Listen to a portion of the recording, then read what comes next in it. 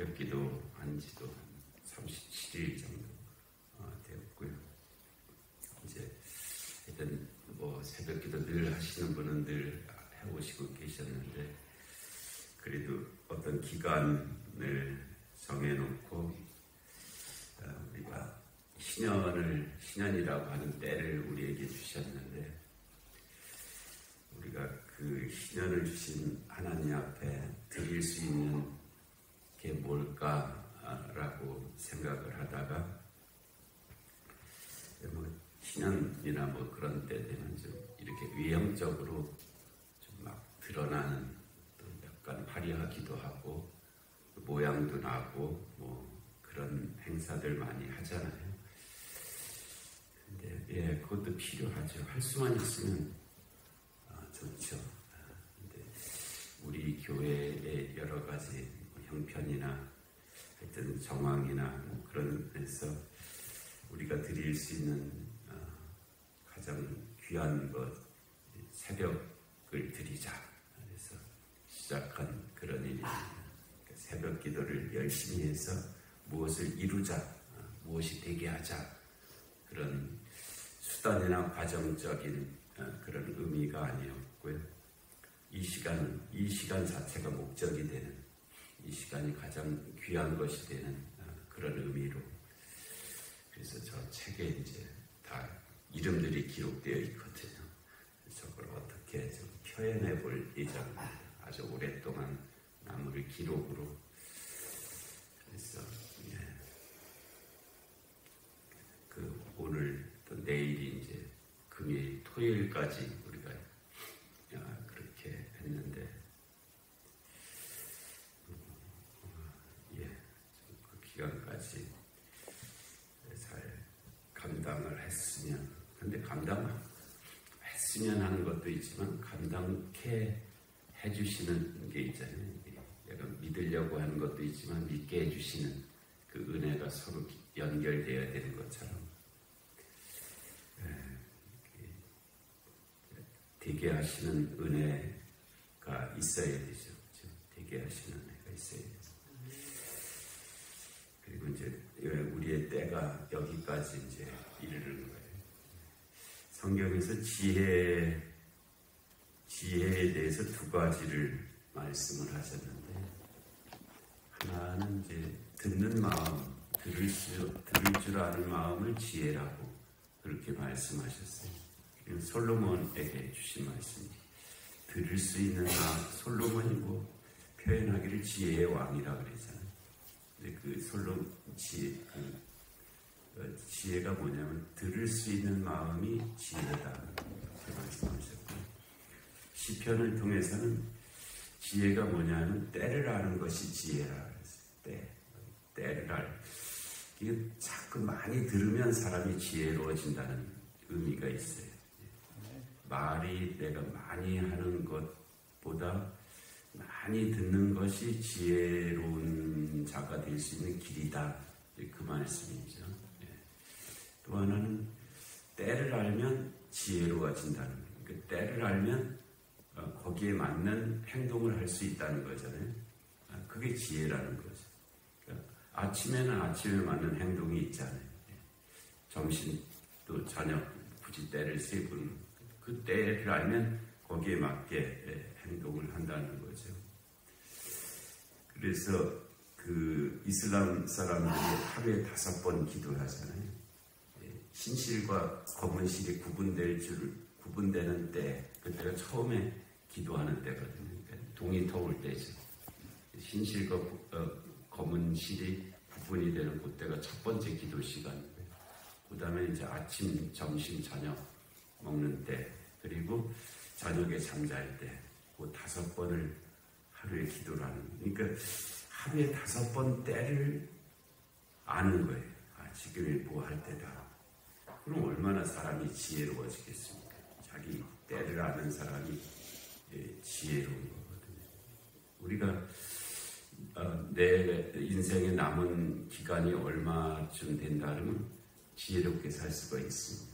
사람이 막연하게 내가 아주 오래오래 살 것 같거든요. 뭐 적어도 10년 이상 그냥 뭐 적어도 뭐 이렇게니까는 그 때에 맞는 그런 삶을 살지를 못하는. 근데 누가복음 12장에 나온 어리석은 부자가 때를 모르니까는 어리석은 일을 했잖아요. 창고를 크게 짓겠다고. 만일에 자기의 때가 하루 남았다고 생각한다면 창고 짓겠습니까? 그 창고를 짓는 일이 지혜로워 보였잖아요. 근데 그건 굉장히 어리석은 일이었죠. 하루 남았는데, 자기 인생이 하루 남았는데 창고를 짓겠다고 하겠어요. 자기의 때를 알면 거기에 맞는 행동을 할 수가 있죠. 그게 지혜라는 거예요. 지혜라는 거예요. 주일이다. 이날이 주일이다. 그 때를 안다면 엉뚱한 다른 것을 하지 않겠죠. 그러니까 자기 때를 아는 것이 그 사람을 지혜롭게 하는 그런 길이 된다. 그런 말씀입니다. 그래서 성경에는 많이 듣는 것이 지혜로운 자가 되는 것이고 또 때를 아는 것이 지혜로운 자가 되는 것이다. 우리에게 50년이라고 하는 희년의 때를 주셨다. 이것도 이 때에 맞는 그런 의미들이 있잖아요. 그래서 하여튼 그런 것들을 통해서 우리의 삶이 이제 여기까지 왔습니다. 돌이켜보면 여러 가지 고백들이 있고요. 감사가 있고 그러한 이 10장 9절 말씀에 네가 만일 내 입으로 예수를 주로 시인하며 또 하나님께서 그를 죽은 자 가운데서 살리신 것을 내 마음에 믿으면 구원을 받으리라 이렇게 말씀하시죠. 이 네가 만일 내 입으로 예수를 그리스도로 시인하면 이렇게 되어야 될 것 같은 부분이에요. 맥락으로 보면 네가 만일 예수를 그리스도로 시인하며 왜냐하면 지금 유대인들의 문제가 예수를 그리스도로 시인하지 못하는 문제거든요. 지금 이 로마서 9장, 10장, 11장이 유대인들의 구원에 관한 문제를 바울이 애타하는 심정으로 다루고 있는데 예수를 그리스도로 받아들이지 못하는, 예수를 메시아로 받아들이지 못하는 것이 유대인들이었고 그들의 이제 바울의 고통이었거든요. 예수를 그리스도로 믿어야 그게 구원에 이르는 길인데 예수가 그리스도가 아니라는 거예요. 그리스도가 되어서도 안 된다는 거죠. 그리스도 일리가 없다. 그게 유대인들이었잖아요. 그래서 여기서도 네가 만일 네 입으로 예수를 주로 시인하며가 아니라 예수를 그리스도로 시인하며 이게 맞는 표현일 것 같은데 갑자기 네가 만일 네 입으로 예수를 주로 시인하며 이렇게 표현되어 있어요. 어떤 뜻이 있으실 것 같은데 일단 예수를 주로 시인한다. 그 예수를 주로 시인한다는 말이 주 예수 그리스도잖아요. 주 예수 그리스도. 이 예수를 주로 시인하는 교회가 춘천에 있는 한마음교회라는 교회가 있습니다. 여기 기적이 엄청나게 일어나는 교회거든요. 근데 그 교회가 다른 게 없어요. 다른 것 뭐 특별함이 없는데 그 교회의 중심이 뭐냐면 예수를 주로 시인하는 교회. 아멘. 그게 무슨 말이냐? 뭐 그렇지 않은 데가 어디냐 하는데 그게 있어요. 예수를 주로 시인하는 교회. 예수를 그리스도로 믿는 것하고 무관한 것은 아닌데요. 근데 예수를 그리스도로 믿는 것은 객관적인 거예요. 예수가 그리스도시라는 것은 그냥 내가 그렇게 믿지 않아도 예수는 그리스도시라는 거예요. 그런데 예수를 주로 시인하는 것은 이건 주관적인 거예요. 내가 그분을 나의 주님으로 모신다는 거거든요. 이거는 다른 맥락이 있어요. 예수를 주로 시인하는 것과 예수를 그리스도로 믿는 것과는 조금 다른 부분이 있어요. 예수를 그리스도로 믿는 것은 이 객관적인 사실이에요. 그런데 그 그리스도를 나의 주님으로 모신다는 것은 이건 주관적인 부분. 예수가 그리스도신데 그 예수 그리스도를 나의 주님으로 모신다. 이게 주 예수 그리스도거든요. 예수가 그리스도라는 것까지는 그냥 그렇다라고 그렇게 믿는데, 믿으면 사실은 이제 주 예수 그리스도로 이어지게 되게 마련이긴 합니다만, 그런데 예수가 그리스도라는 것을 거기에서 멈추고 주 예수 그리스도가 안 되는 게 우리의 실제적인 삶의 신앙의 문제입니다. 예수가 그리스도라고 고백 안 하는 사람 없어요. 예수가 구원자이십니다. 다 뭐 그냥 아멘 하고 다. 근데 그분이 나의 주님이십니다. 이거는 조금 멈칫하는 부분이 있거든요. 내 시간에, 내 결정에, 내 지갑에, 내 생명에, 내 가족에, 모든 것의 주인이십니다라는 고백. 내 직장에, 내 생각의 주인이십니다. 이게 주 예수 그리스도거든요. 그러니까 예수가 그리스도라는 것은 아멘인데, 예수가 그리스도이신데 그분이 나의 주님이시다라는 고백은 간격이 생겨요. 그리고 거기에 선택이 생기고 그렇게 됩니다.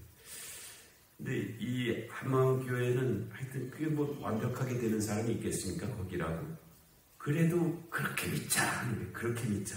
예수를 그리스도라고만 믿지 말고 예수가 나의 주님이시라고 믿자. 막 그렇게 가려고 하는 사람들이에요. 그러니까 사람이 하는 일은 기적이 아닙니다. 근데 하나님이 하시는 일은 기적이거든요. 그러니까 하나님이 하신다고 뭐 맨날 큰 거 뭐 엄청난 것만이 아니잖아요. 하나님이 하시는 일도 일상적인 일도 하나님이 하시는 일이잖아요. 그러니까는 내가 하는 일은 기적이 아닌데 아무리 작은 일이라도 하나님이 하시면 그건 기적이거든요. 그러니까 그 교회에서는 아주 그렇게 우리가 보기에 그 작은 일서부터 정말 엄청나게 큰 일까지 그 일들이 계속 일어나는 거예요. 그래서 주일마다 사람들이 와서 간증을 하는데 이번 주에 하나님께서 나한테 이런 일을 이루셨다라고 간증하는 거예요. 이 간증들이 그냥 계속 이어지니까 우리가 표현하는 살아계신 하나님이 그냥 계속 나타나시는 거예요. 그러니까 엄청난 그런 특별한 교회죠. 이 베드로가 지난주에 말씀드렸는데 처음에 그 물고기 밤새도록 물고기 잡으려고 하다가 못 잡았잖아요. 그때 이제 예수님이 나타나셨을 때 뭐라고 말씀을 하셨죠. 말씀을 들었잖아요. 베드로가 한참 들었죠. 그리고 나서 깊은 데로 가서 그물을 던지라 라고 했을 때 베드로가 뭐라고 그랬냐면 선생님이요 그랬습니다. 선생님이요. 이 말씀을 듣기만 한 상태에서는 예수님을 선생님이요 라고 그렇게 선생님이요 내가 밤새도록 그물을 잡았지만 고기를 못 잡았는데 말씀에 의지해서 내가 그물을 내리리이다. 그때는 선생님이요 그랬어요. 근데 고기를 엄청나게 잡고 나서 이게 막 두려움이 생겼거든요. 이게 도대체 무슨 일이냐. 이게 도대체 무슨 일이냐. 그럴 때 그 베드로가 예수님에게 뭐라 그랬냐면 주여 나를 떠나소서 그랬어요. 그때 주님이라고 했어요. 주여 나를 떠나소서. 나는 죄인이로소이다. 그렇게 했거든요. 그러니까 그 그리스도는 어찌 보면은 선생님이여라는 개념하고 좀 연결되는 부분이 있는데 다는 아닙니다만 그러면 그 베드로가 나중에는 예수님을 선생님이라고 부르지 않고 주라고 부르고 주님이라고. 이 주님이라고 하는 개념 속에는 일반적으로 세 가지가 들어있습니다. 이 주는 이제 주님이라고 부르는 것은 부르는 대상을 향한 부름이고 부르는 자는 나는 종이라는 뜻이잖아요. 나는 종입니다. 그런 뜻이 나는 종입니다. 큐리오스라는, 둘로스라는, 주라는 말은 큐리오스라는 말이고요. 종은 둘로스라는 말이에요. 둘로스, 나는 종입니다. 내가 누구를 주님이라고 고백하면 나는 그의 종이라는 뜻이잖아요. 내가 예수님을 주님이라고 고백하면 나는 예수님의 종입니다 라는 고백이잖아요. 그랬을 때 그 종 둘로스는 세 가지가 당연히 없는데, 첫 번째가 소유권이 없습니다. 종은 무슨 재산을 소유할 수 있는 권한이 없어요. 다 주인 거거든요. 종이 자기 재산을 사유할 수 있는 권한이 없습니다. 물론 그게 이제 이 인본주의 사회 속에서는 그건 당연히 안 되죠. 아니, 누구나 다 자기 주권이 있는 건데, 뭐 그런 개념상으로 종과 주인의 개념에 있는 그 세상으로 한다면 종은 소유권이 없습니다. 다 주인인 거예요. 내가 예수님을 주님이라고 고백하면 나의 모든 것은 예수님의 것입니다 라는 고백이지 내 주머니가 따로 있지 않다는 뜻입니다. 그리고 종은 이 의사결정권이 없습니다. 내가 이것하고 저것하겠다. 이 의사결정권이 종에게는 없어요. 왜냐하면 주인에게 있거든요. 주인이 오늘 뭐뭐하라 라고 시키는 대로 하는 것이지, 내가 의사결정권을 가지고 이것도 하고 저것도 하리라 라고 그렇게 할 수가 없단 말이에요. 그것이 종의 개념입니다. 그리고 세 번째는 공로권이 없어요. 이거 내가 했지. 이게 공로권이거든요.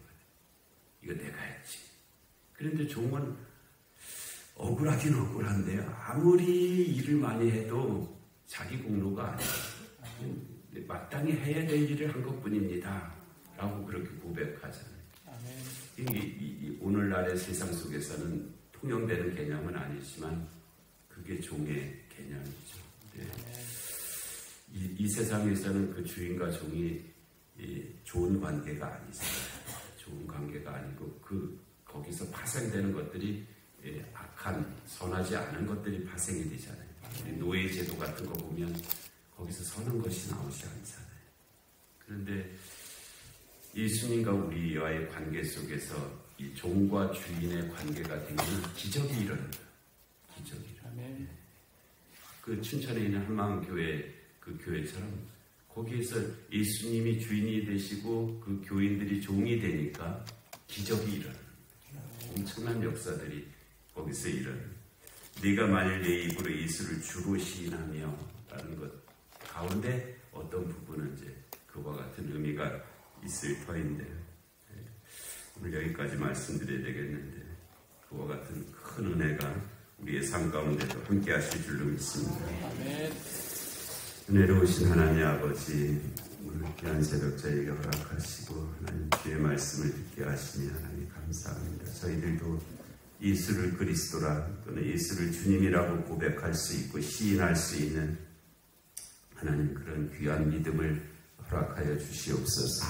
그래서 저희 인생에 주께서 하시고자 하는 놀라운 일들이 일어나는 기적의 인생들이 다 되게 하여 주시옵소서. 하나님, 오늘도 영육간의 공고한 하나들을 긍휼히 여겨 주옵시고 이 나라의 민족 가운데 주님의 공의와 정의가 임하게 하여 주옵시고 전쟁과 기근과 질병과 재난의 땅들 가운데 주의 긍휼하심이 함께하여 주시옵소서. 신년의 때를 참으로 하나님 거룩하고 복되게 하여 주시옵소서. 하나님, 이 새벽 기도 가운데도 은혜를 더하여 주시기를 간절히 비옵고 예수님의 이름으로 기도하옵나이다. 아멘.